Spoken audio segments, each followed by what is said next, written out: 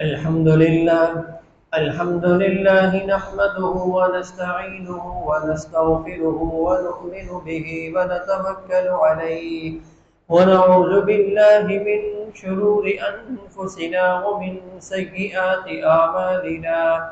من يهده الله فلا مضل له ومن يضلله فلا هادي له. ونشهد أن لا إله إلا الله وحده لا شريك له. ونشهد أن سيدنا وسندنا ومولانا محمدا عبده ورسوله صلى الله تعالى عليه وعلى آله وأصحابه وبارك وسلم تسليما كثيرا كثيرا. أما بعد فأعوذ بالله من الشيطان الرجيم. بسم الله الرحمن الرحيم. ألم تر أن الله أنزل من السماء ماء فتصبح الأرض مخضرة إن الله لطيف خبير. آمنت بالله صدق الله مولانا العظيم وصدق رسوله النبي الكريم ونحن على ذلك من الشاهدين والشاكرين والحمد لله رب العالمين. میرے بھائیو، دوستوں، بزرگوں، السلام علیکم ورحمۃ اللہ وبرکاتہ.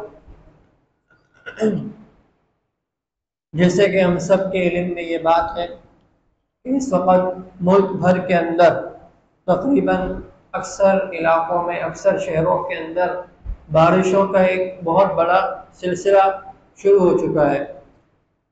اور ان موسم کے اندر، ان مہینوں کے اندر اکثر ایسا ہوتا رہتا ہے کہ سیلاب، طوفان، آندھیاں اور کثرت کے ساتھ بارشیں ہوتی رہتی ہیں.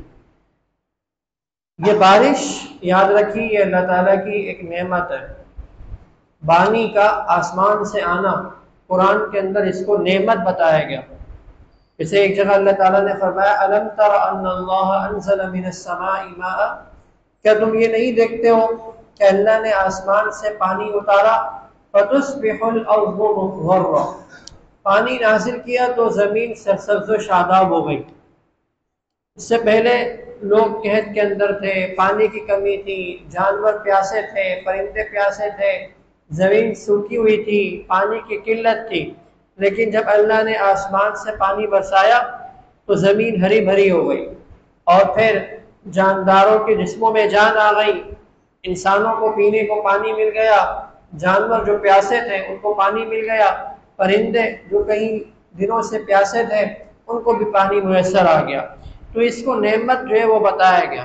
ایک جگہ فرمایا افرأیتم الماء الذی تشربون. کیا تم پانی کو نہیں دیکھتے ہو جس کو تم پیتے ہو؟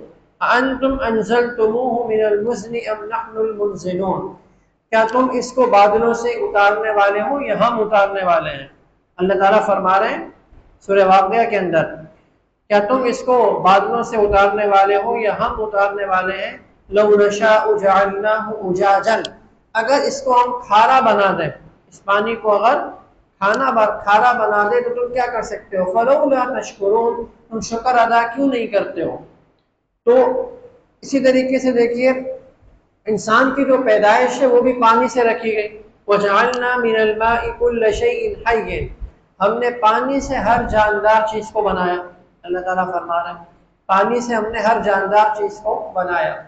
تو پانی کا ہونا، بارش کا برسنا، یہ اللہ تعالیٰ کی بہت بڑی نعمت ہے، نعمتوں میں سے ایک نعمت ہے. ہمارا جو دین اسلام ہے نا، اس نے ہمیں ہر موڑ پر ہماری رہنمائی کی ہے. ہر موقع پر، ہماری خوشی کا موقع ہو، ہماری غمی کا موقع ہو، ہماری عید کا موقع ہو، یا اسی طریقے سے ہماری عبادات ہوں، ہمارے معاملات ہوں، ہمارے اخلاق ہوں.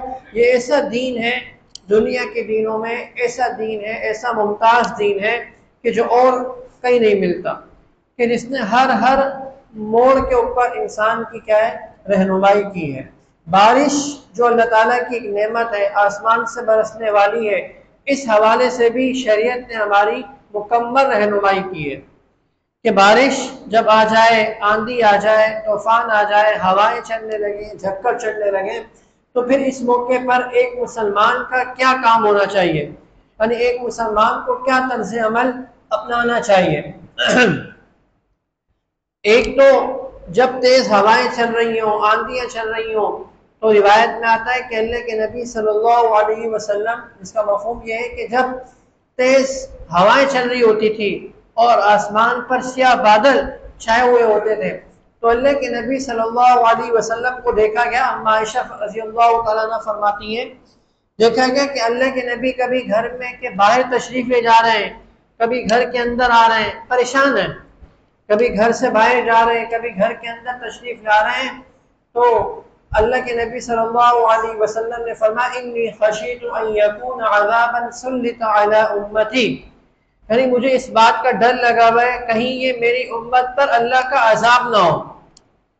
بے چینی تھی اللہ کے نبی صلی اللہ علیہ وسلم کو۔ روایت میں آتا ہے جب بارش برس جاتی، یعنی پہلے تو ہوائیں چل رہی ہیں، آندھی ہے، طوفان ہے، بادل کالے ہو رہے ہیں، عجیب سی صورتحال ہے، تو اس وقت تو پریشانی کی کیفیت ہوتی تھی، لیکن جب بارش ہوتی تھی تو اللہ کے نبی صلی اللہ علیہ وسلم سکون فرماتے تھے اور فرماتے تھے کہ رحمتن، یہ رحمت ہے، یہ اللہ تعالیٰ کی طرف سے کیا ہو گئی ہے، رحمت برس پڑی ہے۔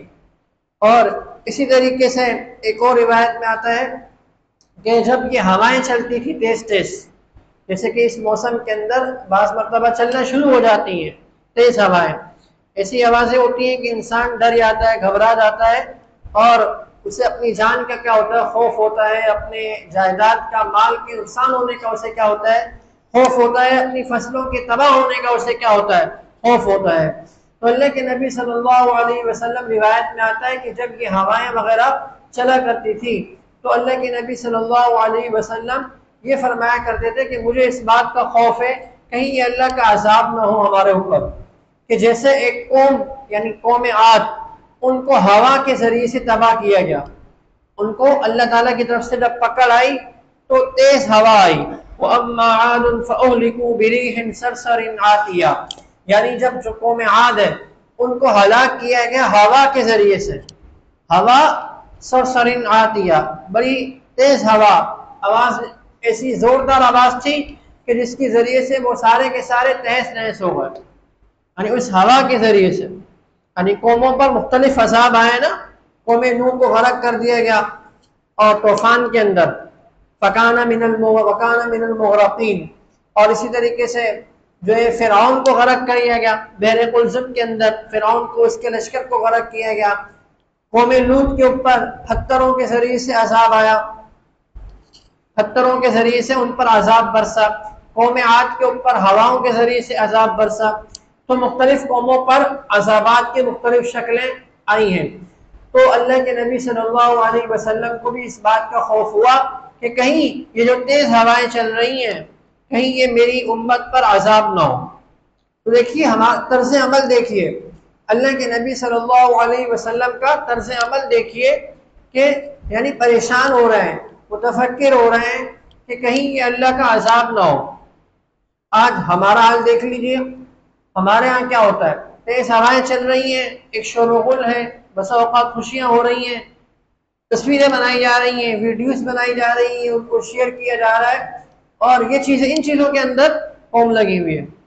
حالانکہ اس موقع پر تو اللہ کے نبی صلی اللہ علیہ وسلم کی بہت ہی پیاری دعا ہے، یعنی جب یہ ہوائیں چلیں تیز تو پھر اس موقع پر اللہ کے نبی صلی اللہ علیہ وسلم نے ہمیں دعا بھی سکھائی ہے کہ اس دعا کو پڑھو، اس دعا کو پڑھو، اللہم انی اسألک، اللہم انا نسألک خیر هذه الريح، عربی میں نہیں آتی، اردو میں مانگ لیں، اے اللہ میں آپ سے اس ہوا کا خیر مانگتا ہوں، یہ جو ہوا چل رہی ہے اس کا خیر مانگتا ہوں، وخیر ما فیہا، اور جو اس میں خیر ہے وہ مانگتا ہوں، اور وخیر ما ارسلت به، وخیر ما ارسلت به، جس خیر کے ساتھ اس کو بھیجا گیا ہے تو وہ خیر مانگتا ہوں، اور فرمایا وشرھا وشر ما ارسلت به، اللہم انا نعوذ بک من شرھا، اے اللہ میں اس کے شر سے پناہ مانگتا ہوں، اور جو اس کے اندر شر ہے اس سے پناہ مانگتا ہوں، وشر ما ارسلت به، جس شر کے ساتھ اس کو بھیجا گیا ہے اس شر سے پناہ مانگتا ہوں، اس شر سے کیا ہے میں آپ کی پناہ مانگتا ہوں۔ تو دیکھیے یہ دعا کتنی پیاری ہے کہ اس موقع پر ان دعاؤں کا اہتمام کرنے کی ضرورت ہے۔ یہ بھی دیکھنے میں آتا ہے کہ لوگ برا بھلا کہنا شروع کر دیتے ہیں، بسا اوقات خواتین کہ بھائی بارش ہو گئی ہے، بارش کو گالیاں دینا شروع کر دیتے ہیں کچھ لوگ، اور ہواؤں کو گالیاں دینا شروع کر دیتے ہیں۔ بہت غلط بات ہے، یہ خطرناک بات ہے۔ یہ ہواؤں کو کیا کرنا، گالی دینا شروع کر دیتے ہیں۔